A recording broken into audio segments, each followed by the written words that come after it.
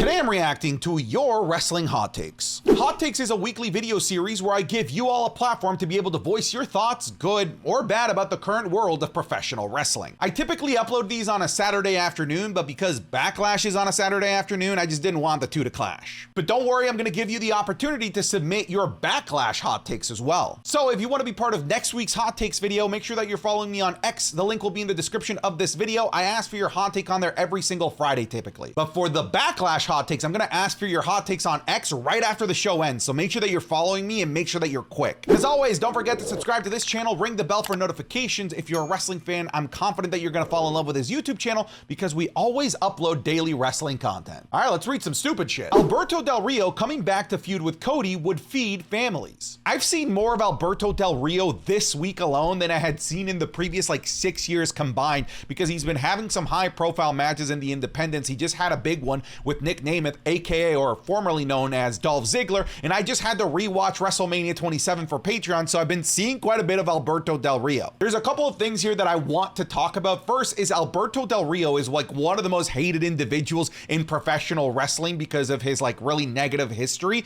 and just a lot of people just don't like him. He has this reputation of being kind of a jerk. So him coming back to the WWE, feuding with Cody Rhodes, would unironically be a brilliant way to make sure that everyone loves Cody Rhodes and to help even elevate Cody Rhodes even more as a super likable babyface that everyone roots for. Because everyone, for the most part, is going to be at least rooting against Alberto Del Rio. There's for sure not going to be a divided audience either. In terms of my personal feelings about Alberto Del Rio, as an in-ring performer, I've never really loved him as an actual in-ring talent. I just think he's average. He just never really got a fantastic match out of anyone. I can't think of an amazing Alberto Del Rio match. What I will say, I loved him as a representation of Latinos unprofessional wrestling. I love that he wasn't just some stereotype, he was this rich aristocrat. So that was a nice change on the Latino character in the world of professional wrestling. And also his problem was definitely not charisma and presentation, because the WWE gave it all to him. The personal ring announcer, the Rolls Royces, the awesome entrance theme. That guy really was the entire package in terms of presentation. But I just never really loved him in the ring. But would it feed families? It would at the very least get everyone on Cody's side. If you weren't already, a part of the We Want Cody movement, a feud with Alberto Del Rio would probably get you there. The World Heavyweight title match is a sleeper. Jey and Damian are gonna cook. Not only is it a sleeper because of the actual in-ring talent, I do think that you're right, it could be a really, really good in-ring showcase, but to me, it's the sleeper of the show because I actually can't tell you who I confidently believe is gonna win, because I feel like I can make a really strong case for both of them. You don't want to take the title off of Damian because he literally just won the damn thing, and Triple H is known for these really long title reigns, but you also probably want to give it to Jey Uso because Jey Uso is your top face on Monday Night Raw, and you even use the first overall pick for him, so clearly there's big plans for him. This is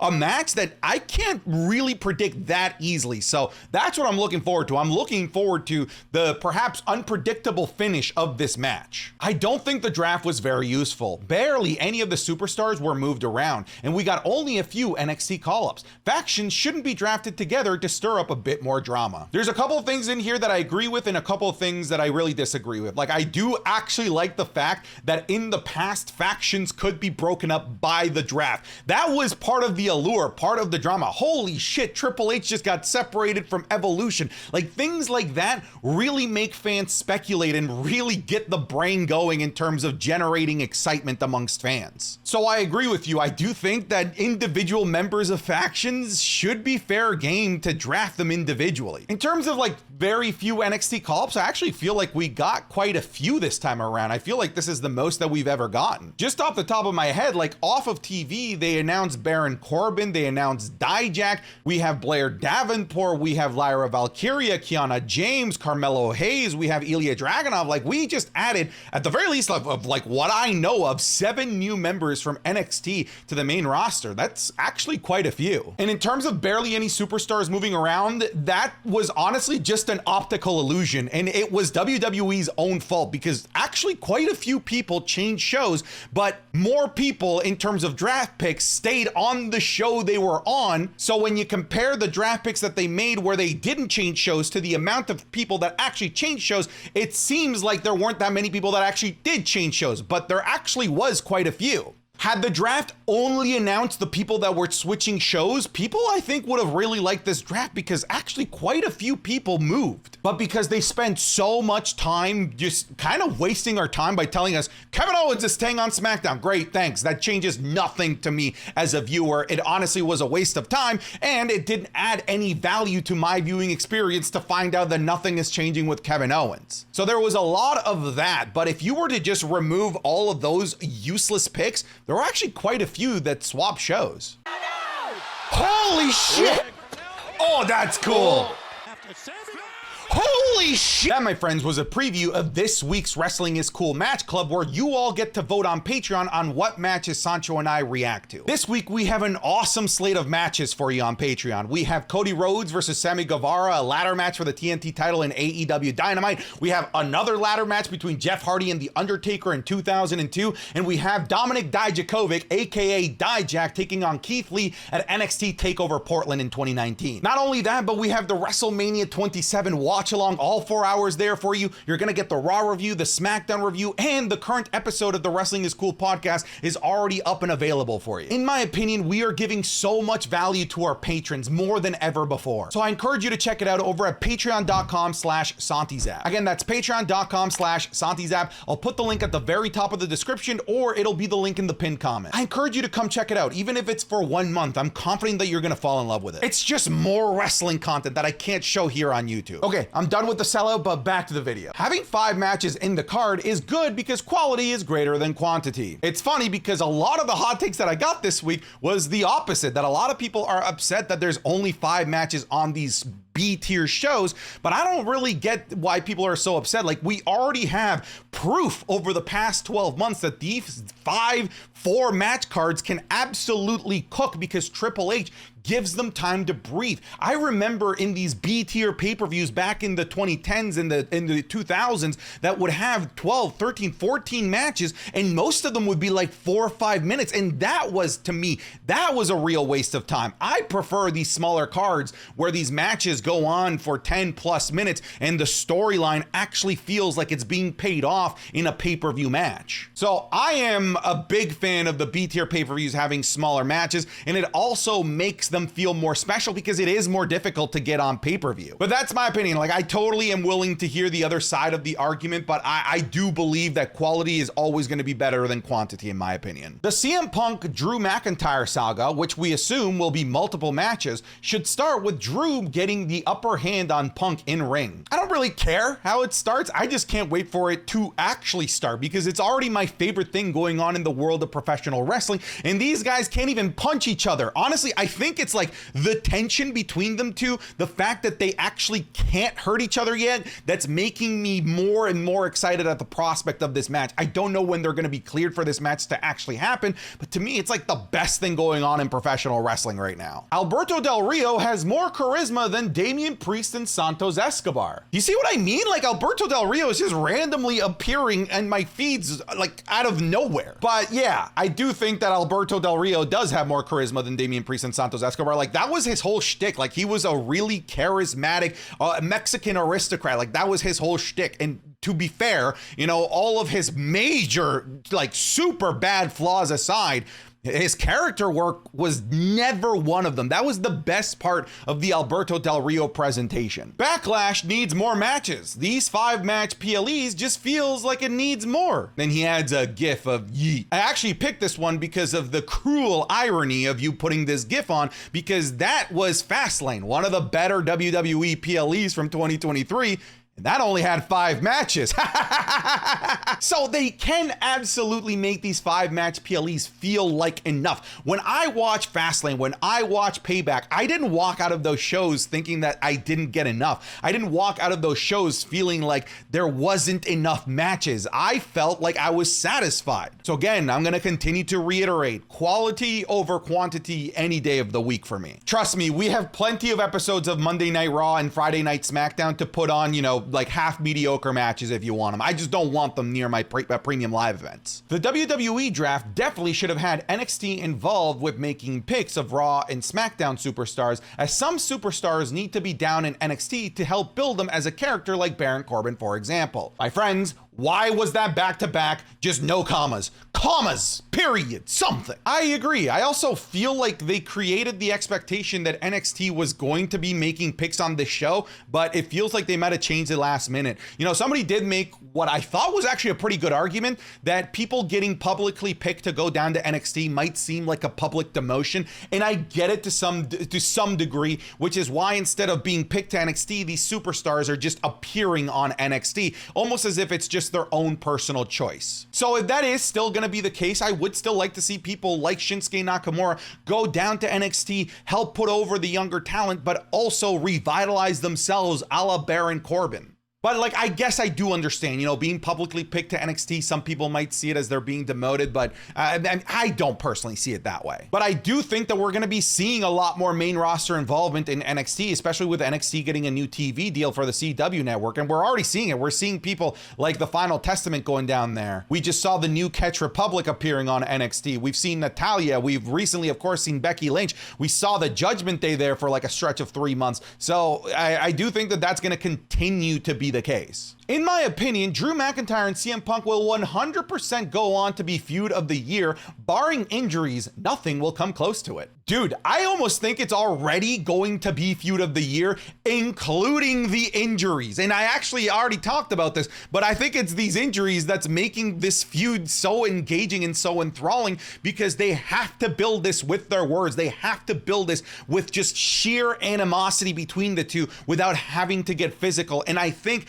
that it's the anticipation of them finally getting physical that's going to be what we're waiting for. And I think that it's that anticipation that's going to continue to get us to keep watching, to continue to watch Raw, continue to watch PLEs, because we just want to know when these two are finally going to go at it. It's already my favorite feud in wrestling right now. Def Rebel is clearly bad at making themes, but when they actually make a song that works, it hits hard, like Jimmy Uso, AJ Styles' new theme. Okay, we definitely have different tastes in music, as I do think that AJ Styles' new theme is kind of Maybe it wouldn't be so bad if they didn't add the "they don't want none" at the beginning, but the Jimmy Uso theme, that's actually perfection. But you're right, like Def Rebel has made some absolute bangers in the past, like the Roman Reigns Head of the Table theme. That shit is like iconic at this point. But they're on a gross run right now of really badly produced entrance themes. And like, I'm not a music savant, but at the very end of the day, like these songs are made for user and consumer consumption.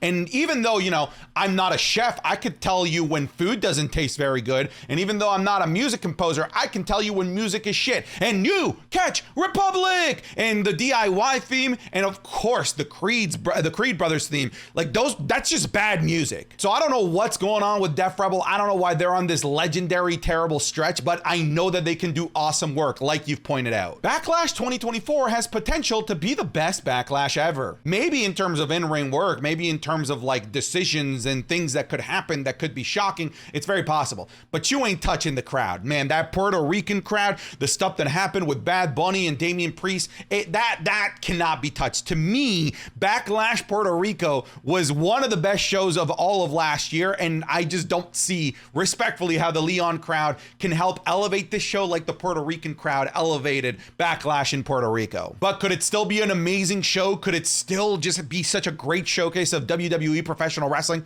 Absolutely, and I'm looking forward to it, and I'm rooting for it to be amazing. Maxxine Dupri is an amazing wrestler, better than Liv Morgan. I don't know why you needed to toss in the Liv Morgan part, because I do think that Maxxine Dupri is getting much better as a professional wrestler, and I like the fact that they're giving her an opportunity to continue to get better, because it would have been really easy for the WWE to just shelve the story of her trying to become a better in-ring performer aside and just have her go back to a manager. but I appreciate that we're getting Maxxine Dupri matches, and I appreciate that we're getting to see her get better with every single episode. But I don't really understand the Liv Morgan hate here. And look, no disrespect to Maxxine Dupri. Clearly, like, I'm very over on her, and I do think that she's doing some great things and getting better. But in no world is Liv Morgan worse than Maxxine Dupri, especially not as an in-ring performer. Liv Morgan has way more experience and has a resume of really excellent matches. So you and I are not watching the same product, in my opinion. Jey Uso should win the World Heavyweight Championship. Brother, I think that WWE is feeling the same way. Like I've talked about in this video already and in previous videos about the draft, it's very clear that the WWE has big plans for Jey Uso, because when you look at the landscape of like top stars on Monday Night Raw, like the top babyface is him and CM Punk, and CM Punk is hurt and nowhere near the world title picture, which to me kind of by default leaves Jey Uso as the top like option in terms of baby faces to be your next world heavyweight champion. So I don't think that he should win. I think he's gonna win. This Uncle Howdy teases and return is really interesting, but is there someone that's a good feud for this? That actually is a phenomenal question. I do think that they need to be really careful on who their first target is when they finally appear on Monday Night Raw, because I actually think that whoever their first feud is against can make or break this entire storyline of Uncle Howdy and whoever is part of this, upcoming group. When I look at when Bray Wyatt initially returned, like it took a while for them to find the right first person, and they found it with LA Knight. But I feel like had they picked the wrong person for when Bray Wyatt returned for his first feud, it could have really damaged that return overall. And I think it's going to be the same case here. Like, you ask a really good question. Who's a good person for this feud? I don't actually know. It might be just somebody that completely comes out of left field that I'm not thinking about. So I'm actually gonna put this question to you in the comment section, because I actually think this is a great question. Who should be Uncle Howdy's first feud? I guess you could maybe do like Bobby Lashley. There's still some unfinished business that never really got to develop between Lashley and Bray Wyatt. Maybe you want to do a continuation there. Last time that we saw Uncle Howdy, he got beaten up by Bobby Lashley. So again, if you want to do something with a thread of continuation, that's where you could start, but I don't know if Lashley's the best person for this. Mr. Santizap doesn't believe in Joe Hendry. Why did I clap? Dude, what's going on with Joe Hendry right now is it's just kind of the craziest thing going on. It just shows the power of professional wrestling fans and how borderline obsessive we can be when we finally get something professional wrestling related into the mainstream media. It's kind of bananas that wrestling fans got Joe Hendry's theme to the top of the UK charts and in the top 10 in the United States. That's mind-blowing. But good for Joe, man. He's done everything right on social media to get this thing over. He is one of the most entertaining things going on right now in independent wrestling promotions. I know he's in TNA. I think it's fair to classify it as independent. I don't know, you can come to me and you can come at me in the comments if you want for that. But do I believe in Joe Hendry? Fuck yeah, dude. Jay White should have gone to WWE. He would be world heavyweight champion right now. Dude, the Jay White free agency was just like the worst perfect storm for the WWE. If you remember when Jay White was in talks of potentially joining the WWE or AEW, that's when the WWE put in that hiring freeze because they were in the process of being sold to TKO. Vince McMahon had just come back into power. So if I was Jay White, I'm like, I don't want to fucking go to a company that's currently being run and overpowered by Vince McMahon.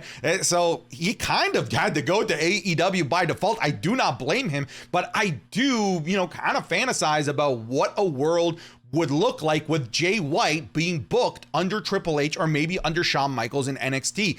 It'd be some good shit. And I do think that they're not doing the best job with him right now in AEW, because I do think he should be, a top player in a world title picture. At this point, the WWE has completely buried Shinsuke, which sucks because his anime villain persona of Shinsuke is probably the best version of him that we'll ever see. I agree that his anime Yakuza version of himself is the best thing that Shinsuke has done on the main roster. I think that him being drafted to SmackDown is kind of mind-boggling, because he was already getting very limited TV time on a 3-hour show.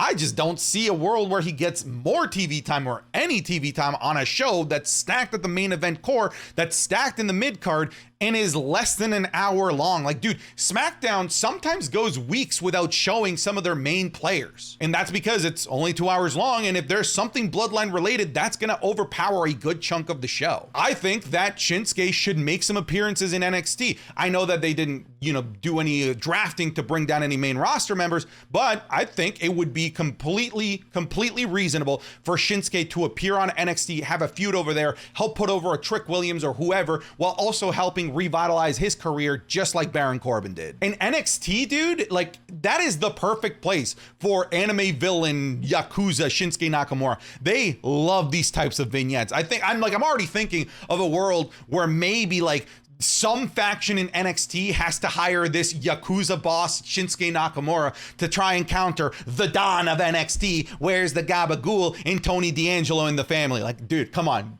Yakuza Nakamura, Tony D'Angelo mob boss. Book it, HBK. All right, folks, that's it for the hot takes this week. Thank you so much for watching. Again, make sure that you're following me on X if you want to be part of next week's hot takes or the Backlash hot takes. But that's it. I'm done. Get out of here.